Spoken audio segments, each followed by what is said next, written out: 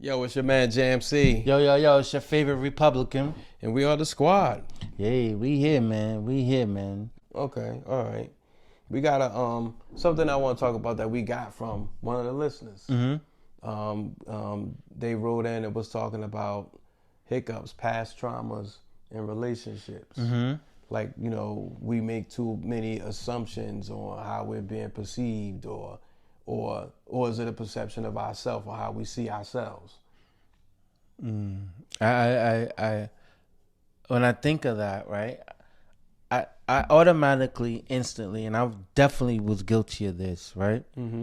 If in a relationship, and of course you talk about your past, right? And you talk about things that you experienced, and if the young lady said that they had an experience that was probably bad or whatever in a relationship, and the minute something go wrong in our relationship, first thing I'd be like, oh, that's your past coming back. You understand what I'm saying? Yeah. It's like you throwing it up in a face, throwing it up in a face as to say, no, that's you. That ain't me. You know what I'm saying? That's your thing. You know what I'm saying? And quick to put it on them instead of taking an inward look. Yes. Saying, well, what did I do to cause that? You understand? Because people have trauma, right? And this is, people have trauma, and we don't know what can trigger that. Anything can trigger that. You know what I'm saying? You could just be walking by and say, hey, sweetheart, that could be something that could trigger. Sweetheart could be a trigger. For, or it could be the smallest, yelling at somebody can be a trigger. Or walking up behind somebody can be a trigger. It's just so much stuff that can trigger someone. You just never know without getting to the roots and the meat and potato of that person or how they operate, and you're just thinking you're being friendly and playful or whatever, but it may be a soft spot or a sensitive spot for them. And that's right. You're absolutely right. And what's so funny is sometimes because some people have those triggers, when you like, let's say you can identify the triggers, what triggers a person. Sometimes when you're trying to help, it's very hard to choose the right words to try to help without them thinking that you're judging them or perceiving them a certain way. Sorry, Mike. And you really just trying to help, like maybe be there to add support or to try to maybe navigate to help them think different, or to tell them, look, I really support you. I don't think like that. But it's hard for them to see not, because again, they've been beaten up with this and dealing with this. Been used as a weapon against for them. the whole time they've been on this planet. And if you just come into their life maybe 2-3 years, that still outweighs the time that you've been there. You know what I'm saying? So that's a lot. It's a lot. It's why you think maybe accept it first, accept it, grow from it, and don't think everybody's out to get you. Right. So I just definitely think that, and even in myself, like I would say in like past relationships that I've had, they've made me to now I'm so rigid, right? Whereas though I ain't letting nothing slide. I'm on everything. Like, you know what I'm saying? Whereas though not every situation warrants that. You understand what I'm saying? So, and it's all because of past trauma. Yeah. You know what I'm saying? Like, because you're trying to prevent yourself from going back down that road, right? I've even heard this guy say at one time that him and his wife, I don't know if they were married at the time or was about to get married, everything was going smooth, right? Everything was going smooth. And he wanted to call it off because it was going so smooth, and he was afraid that it may turn into the old situation that he had. You understand? And it didn't have it was no warning signs, wasn't nothing remotely close to what you experienced in the times past, but just the fear of it. You know what I'm saying? Not dealing with the trauma, but just the fear of it. Like, I don't even want to go through that. So I might as well just end this shit now and just be like, fuck it. I'm going to end it. I don't got to worry about it. And I can just, they ain't got to get hurt. And I damn sure ain't got to get hurt. You know what I'm saying? And so those things play a part. And they play a part. You're right. That's like, I could say for me, my triggers is I've always been a supportive person. You know me. I've always been a person that I'm there for you. But it's the hardest thing for me in life is to ask for help. Because I always feel like nobody's gonna help me. Nobody's gonna be there for me. Nobody's Mm-hmm. gonna support me. I mean, even family, like, Mm-hmm. you know, even if you look at my parents, I've never been a person to be, I've always felt like I had to keep everything close to the vest. Mm-hmm. And, you know, so when you get into a committed relationship, like a marriage, that was something that we had to deal with because that my significant other couldn't understand why. You know what I'm saying? Why you wasn't letting them in? Yeah, and I just because I've never you know I've never received it the way I gave it, so it's hard for me to accept it because I don't see it. Or could it be something in your times past where you trusted somebody with something and then they burnt you? Yeah, You know what I'm saying? Yes. They burnt you. Like, you say you're gonna help me, and then you do. You let them help you, and, Yeah. and they do. Yeah. Right. But then they also use that same thing as a Exactly. as a weapon. Yes. They weaponize Yeah. you with it. You know what I'm Mhm. saying? So now it's like, all right, I ain't giving that to nobody. Right. You know what Yeah. I'm saying? Mhm. I just have to figure it out on my own. Like, you know what I'm Yeah. saying? Like, so. No, I definitely agree with that. I think we all probably suffer from that, to be honest with you, because you know we've all been down that road where you give somebody, and not everybody's trustworthy of your intimate feelings or how Yes. you feel about certain things or how you deal with things. You know what I'm saying? So, and that's a past trauma, right? Yeah. And if it ain't addressed, or if you're not with somebody who's understanding, Mhm. you know what I'm saying, they don't know how to deal with that. And it's even with like my time, you know, I really encourage people to do this. If you don't go to therapy, I really think, and I'll give you this exercise too. Create a pie chart. Do a pie chart, and in that pie chart, you percentage wise your day, and or you could do your month. You know, I did a whole pie chart, right?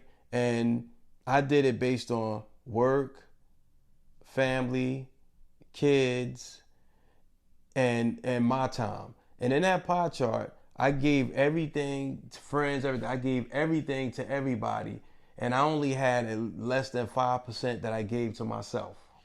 And because I felt I have a guilt of being selfish. So so what my trick is, I feel like if I ever, because you know, when you're in all my past relationships, it's like you never spend time, you never do for me. So it's like I give everything to everybody else and give little to myself. So my homework from my therapist is always start putting JamC first. Right. Start thinking about JamC. Stop focusing energy into other things. Don't feel guilty when you can't be there for somebody. You need to be there for yourself first. And I'm good at that now, because for years I used to beat myself up like, nah, I can't be selfish like that. But you have to grow and learn that you come first. But if you look at that and you think of it, they piggyback off of one another, right? You just said two good things, right? One the thing is that you don't know how to accept help, but then at the same time you helping everyone else. Exactly. So they play off of one another. Yeah. You know what I'm saying? Yeah. If you knew how to accept help, right, then you would also know how to give it. Exactly. Got you. You understand what I'm Got you. saying? Yeah. So I mean, and I don't know. I think I find it hard to be selfish too. You know, I feel like, you know, it's just in me to want to help everybody, save That's everybody. a Libra trait. Right. That's Just why. I want That's to a save Libra trait. everybody. Yeah. That's why I'll tell anybody that listen. That's why I think God would never bless me with the Powerball or the Mega Million, because I would Yeah. I would You give and that I shit both. away. Yeah. I would give it away. Yo, you gotta do got a give big me heart. a sad story, and I'm cutting you a check. You understand what I'm saying? What you mean your cat going to away? Hey, go get another one. You know what I'm saying? Like, you know, so I just, you know, I want to make sure everybody else around me is good. So, and sometimes I've learned to, like, with that, to kind of like, if I close myself off from them, then I ain't got to worry about hearing no sob story. Because what can happen is a lot of times is you could get a phone call and somebody be going through something, right? You start taking on that shit as if it was yours. That ain't got nothing to do with you. You understand? Leave that shit right there with them. Yeah. You can't figure that shit out for them. You can't help them out of it. Just leave it right where it's at. You know what I'm saying? So I try to, like, I try to definitely be mindful of that, like, not to be trying to take on other people's stuff like that. You know what I'm saying? So We need a support group. word, We need a support word, group. word. Like, yo, these niggas is out here being Captain Saber hoes and shit. You know what I'm saying? Yeah, but again, if you've been doing that, or if somebody in your life or made you feel guilty for whatever you lack at, or when you say no, those all trigger you. You feel like you have to compete, or you feel like you have to please all the time. That's definitely hard to get out of, because you've been doing it so long, it becomes innate. So it just becomes who you are. The hardest thing is to turn that off. My question is, how do you determine who needs it, who to give it to, and who not to give it to? Because everybody don't deserve it. Everybody don't deserve it. You know what I'm saying? When you're on autopilot, you don't always see it. You don't always see it, because it's who you are at this point. It's who you are. If you're a giver, it's who you are. And you can find yourself in relationships like that. Yes. Right? That you're giving, and you're constant. A taker is always gonna take. Always. Mm-hmm. As long as you giving, they taking. You understand what I'm saying? So you can find yourself in a situation where you giving, and they taking, and then one day you wake up like, damn, I did all this, and this nigga da da da da da. And then when y'all break up, like, now you wanted to sing the sob story, like, oh, I was doing this, I was doing that, I was doing da da da da da. Mm-hmm. But if it wasn't being reciprocated, why did you continue to do it? Because you feel like, I think people make you feel guilty about things. Like, you can have family. Let's say, for example, you better yourself. You better yourself. In your whole life, people might have told you wasn't never going to amount to anything. Mm-hmm. So, or you can't do, like, if you have children and you tell them you're never going to be nothing, you're never going to be able to do stuff. I think parents don't realize when your child gets older and they're on the cusp or eve of their success, but they run into one hiccup, that you're going to fail rings in the back of their mind.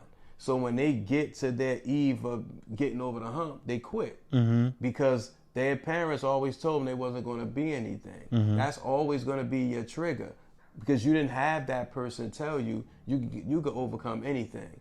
That, if you told me that, I would be over the mountain right now, because my life was, you need a job. If you're not going to go to school, get a job. You can't do nothing else but work or go to school. But I tell my children, you could be whatever you want. If you decide you want to open up your own business, you could do that. You want to go to college, get your degree, you could do that. I would never cut somebody off at the knees, because I feel like we live in a country where you could do whatever you want, as long as you stick to it, and as long as it makes you happy, you love doing it. You have the biggest thing, you have a passion for it. If you have a passion for it, so I think a lot of us get beat up, and that's a trigger for all of us. We don't want to outgrow our friends because our community tells us it's wrong to be successful, but indirectly. So or you're considered as, or you think you're a white person. And I get tired of hearing that term. Every time you do something great, you got to be trying to be somebody else instead of just being the better you.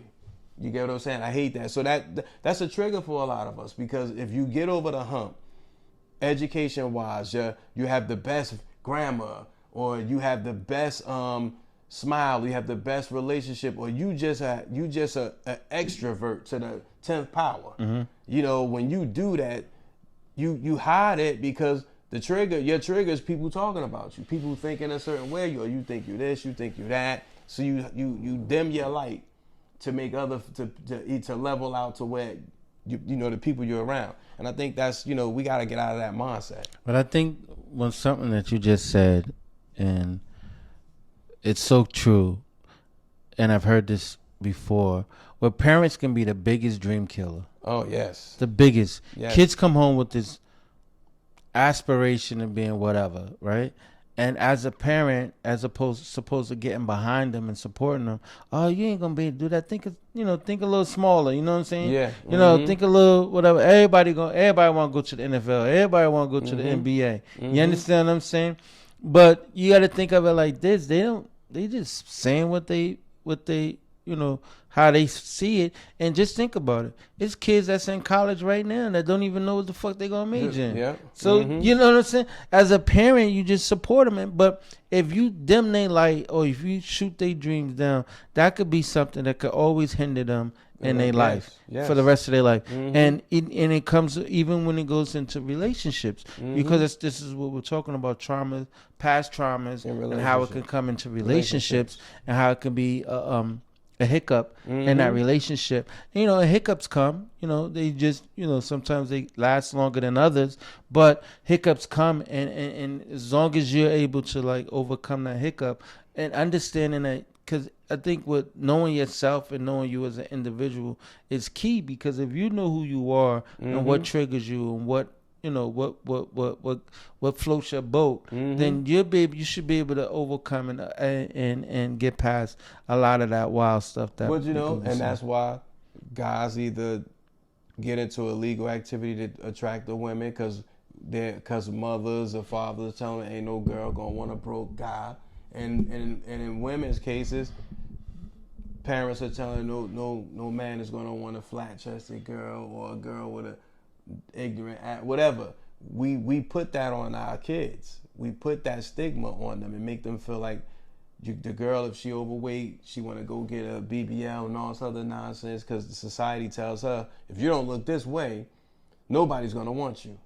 No, but and we do that, and they get into these relationships with false hopes. I just think that and sometimes people have past trauma and don't even know it. Oh yes. Some people have traumas or triggers that has affected them in their lives, and they don't even know that's not how that's supposed to be. And a lot of it starts at home, whereas though it could be something whereas though your moms could be telling you, drink your juice before you eat, right? But you always been told, eat your food, then drink your juice. You know what I'm saying? Now, just because somebody does that first, drink the juice and then eat, that make them wrong? No, it don't make them wrong. That's just a way of doing things. And so then we tend to like browbeat them because they're doing it that way. Why not respect everybody's way of doing it, a way of doing it, and just be like, okay, I got you. And that would be the same exact way. The way you're able to respect that somebody's going to drink their juice before their dinner, you should be able to respect that someone has a past trauma, right? And respect it and understand it, right? To the point where as though you don't cross that boundary and make them ever feel uncomfortable. You're right. I think a lot of that starts at home. A lot of it starts at home. But you can't say that. You can't, because if somebody get molested or raped, that ain't always at home. No, that's true. But I'm just speaking. Again, these are just your man JamC's opinion.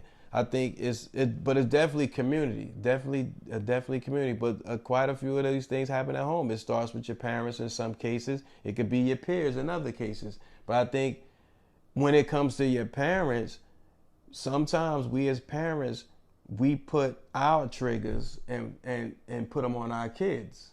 So definitely. So and it becomes like generation to generation to generation. No, definitely. Even like if you think about like the way that we eat, right? And we just started the conversation about how we eat, right? And I was talking about taking meat out of my diet, right?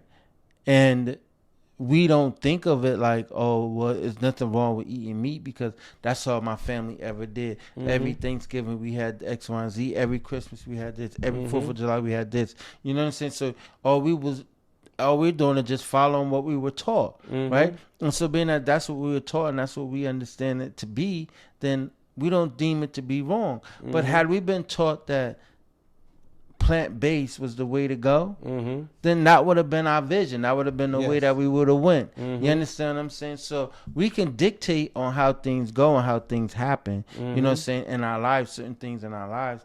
But if you get in like a past trauma of somebody being abusive to you, you understand, or somebody was in an abusive relationship, right?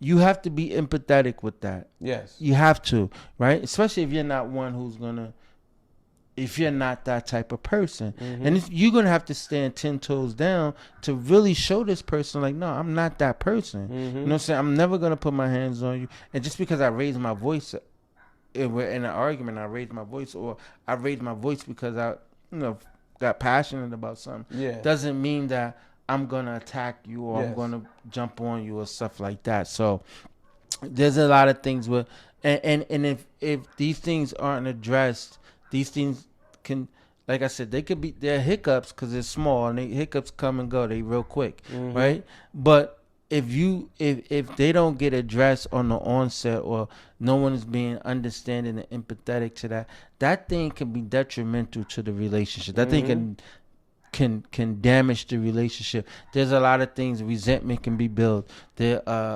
there can be, a lack of trust at that point. It can be, oh, I don't want to be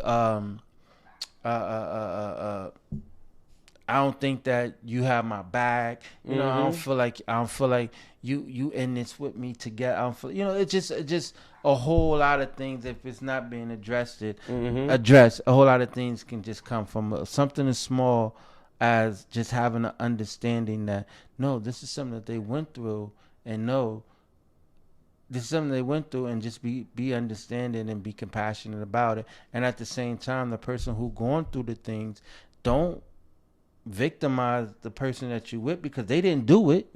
Don't put my face on his body. He the one that did it. You understand what I'm saying? Don't put my face on it. So it goes both ways. It goes both ways.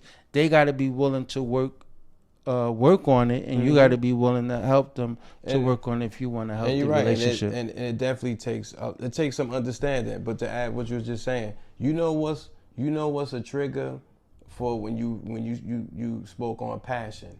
Let's say a passionate person who engages in it could be a positive debate. The trigger for that person is when we say things like "calm down," and when they like, "I'm not yelling, but they accuse argument for passion. Especially if you know a person likes to communicate and they like to use their vocabulary, whatever, they just like to talk and they get up and they yelling, but it's all positive. We always say things like "calm down." Then it's like, because we thinking they overly aggressive. It's like, no, I'm just passionate about what we talking about. No, but that's a trigger. I'm notorious for that. You say "calm down," No, I'm not excited. I'm passionate, and we mistake that, and sometimes that could be frustrating for people. No,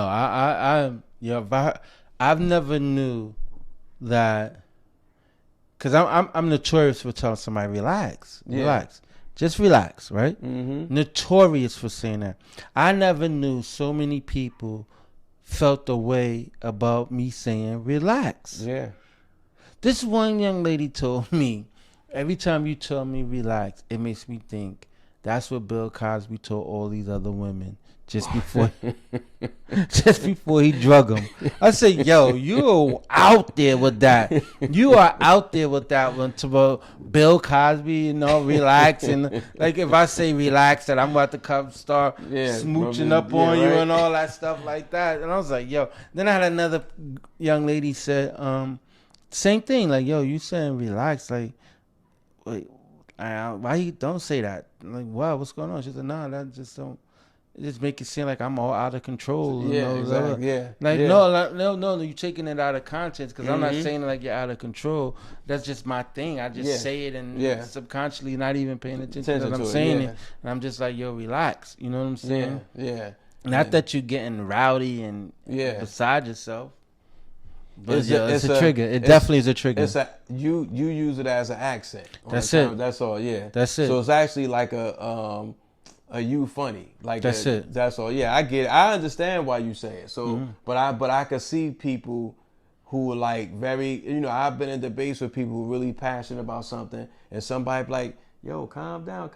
Like, I'm not yelling, but you all up here, but they really passionate about what they're going somebody with. talking with their hands. That too. That could be a trigger. That could be a traumatic. You talking with your hands, niggas take that offensive. Like, yo, stop. yo, stop talking with your hands. Stop walking up on me. Yeah, You understand yeah, what I'm yeah. saying? Cause even in that, invading somebody's space Mm-hmm. or walk that up close to somebody can be a trigger. Yeah, You that's understand true. what I'm saying? Because they might wing off on you.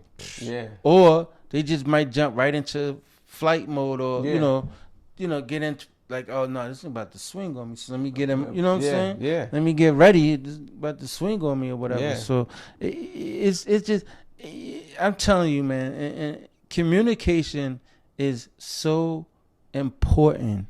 So Yes. important. I mean, verbal communication Yes. is important. Verbal communication, and even sometimes verbal communication can get misinterpreted. Mm-hmm. That's why you can continue to keep having the conversation till it get.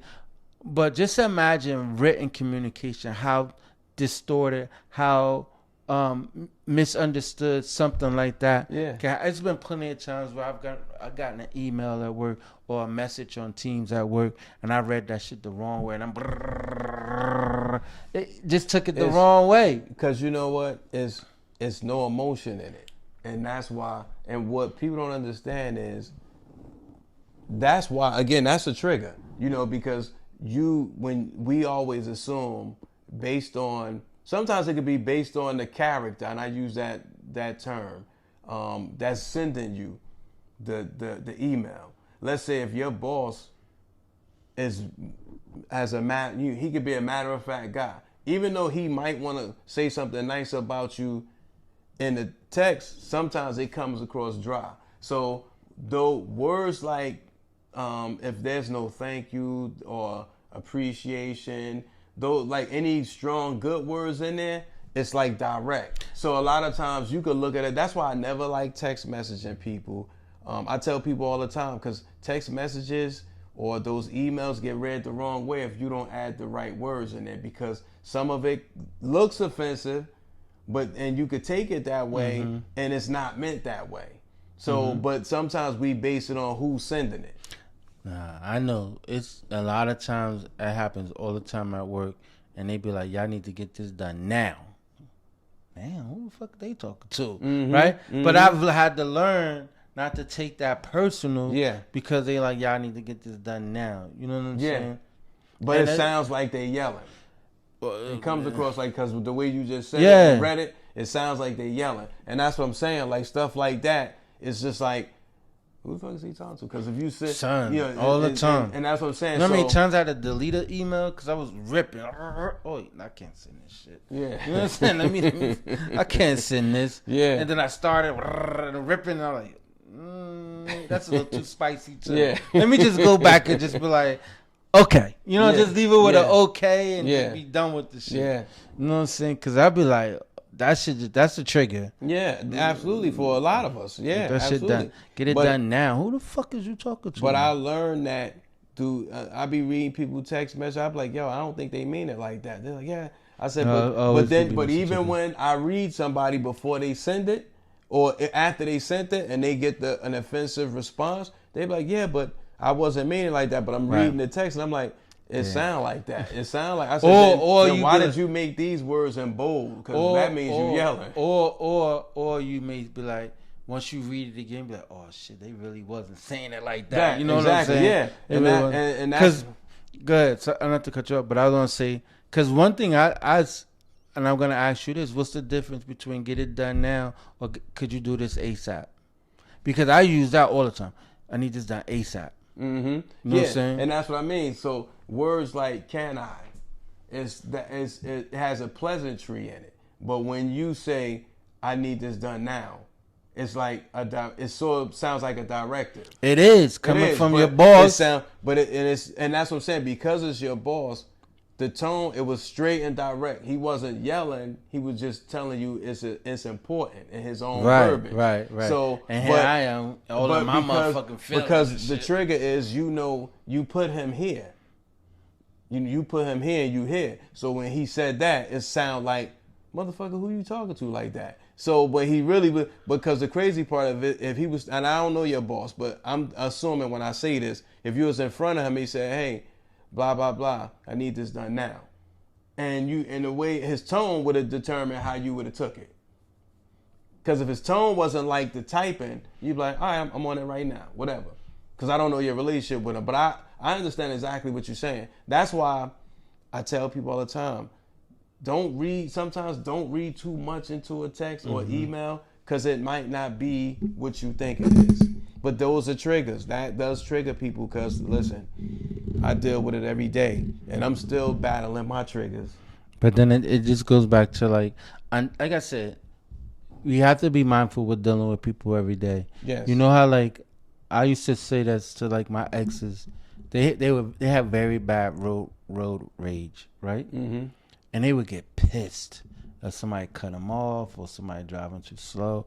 And I always would say in the back in my mind, and sometimes I would say to them, you just don't know what that person going through. Mm-hmm. You need to let them have what they go. This person could be lost. Mm-hmm. You know, not knowing if they should make a left here or make a right. GPS ain't clear. You understand what I'm saying? So, you know, just be mindful. Yeah. You know what I'm saying? And then you got to think about it like this too. And I know we be dragging this thing on and on and on. Somebody that always have anger, always mad and anger, that's something deep down rooted in them, a past trauma that is in them that's probably never been addressed. Yeah. Mm-hmm. You know what I'm saying? Now, it's one thing, we all get upset about something. But when you constantly mad at everything, blowing your top off of everything, come on, man. That ain't me at this point. But, you know what I'm saying? Definitely not. That ain't me. Yeah. Listen, I want y'all to tell us what y'all triggers. What triggers you? Triggers you? Yeah. What blows you up? And definitely start some fucking group therapy or something. Definitely. Stop just going to the hookah lounge with the girls and just thinking they can fix it. Yeah. Because they know just as much as you. Yeah. We all have triggers. Sometimes if you know what your triggers are, tell the person you care about. Those are my triggers. That way, maybe we get better understanding if we know what your triggers are. It's just like saying my non-negotiables. That's it. That's it. I'm willing. This is where I'm going. This is as far as I'm going. If we can't get this, if you ever cross this line, this shit is dead. That's it. Dead. That's it. You know in a nutshell. That's it. So, but I think it definitely need to be explained. People definitely need to have conversations on these things, and whereas though, you know, it'll be, you know, it'll make life easier. Yeah, that's it. I want to this for this episode. I want to give a get your shit together. Okay. You have a get your shit together? Yeah. Okay, I'm gonna start first though. All right, and this is the favorite. I'm gonna do this in honor of Shot Money. Listen, my get your shit together is going out to all of us who are engulfed in this Diddy bashing. I think it's time to put it to bed. I think we should put it to bed because I still see it going on. There's a lot going on in this world. It's only 50 that's tearing a nigga up. Nah, that's other people because I seen some other stuff the other day. People just ripping. But even nonetheless, man, because people are re-releasing that, what he's putting out. There's a lot going on in this world that we're really blindsided to and that we're not really talking about. And it's our own media because it starts with black media first. And I think we need to keep our eyes on the prize. I think we need to focus more. It's good for laughs, but we got to get past the distraction and look at what's going on in our respective, from our respective communities to what's going on in the world before the elections coming up. We at war, whether people know it or not. We're at war. Mm-hmm. So if something was to happen right now, everybody's still talking about this Diddy shit. We would not as a community be prepared as we should. And two, I'm gonna let people go with this. There's a movie coming out called Civil War. We need to pay attention to that. That's all I got. What? Okay. I'll get your shit together. It's not long, short, sweet. My get your shit together goes out to all the white people that was happy that OJ died. Get your shit together. OJ was an icon, man. He was. The only black nigga that killed a white woman and got away with it, nigga. Allegedly. If the glove don't fit, you must have quit. Allegedly. Let that go, nigga. Y'all can't be hooping and hollering and happy that a man passed away and lost his life due to his battle and cancer. Some of the white people hooped and hollered when he got away with it. They was happy for him because I don't think a lot of his friends I was don't brothers. know. It was a lot of them that was hooping and hollering. Well, his was friends, tight. Well, his friends, because all his friends was black, so he had some supporters on both ends. He had some supporters. R.I.P. the Juice. R.I.P. OJ. R.I.P. DJ Mr. C. Salute. Yeah, Salute to the God Mr. body, C. Mr. C. Yeah. Gone but never forgotten. Right. How did he die? I don't know. We don't know, but you know, he's a great one gone. R.I.P. to Boz. Oh, R.I.P. Boz. Yes. Boz. Yeah. And to all the fallen soldiers, salute. We love you guys. And on that note, it's your man JamC. It's the favorite Republican. We all gonna be a fallen soldier at one point. Yeah, absolutely. Yeah. Mine's gonna be a party. We out. Peace. Peace. Everybody tune into the Pod Squad now.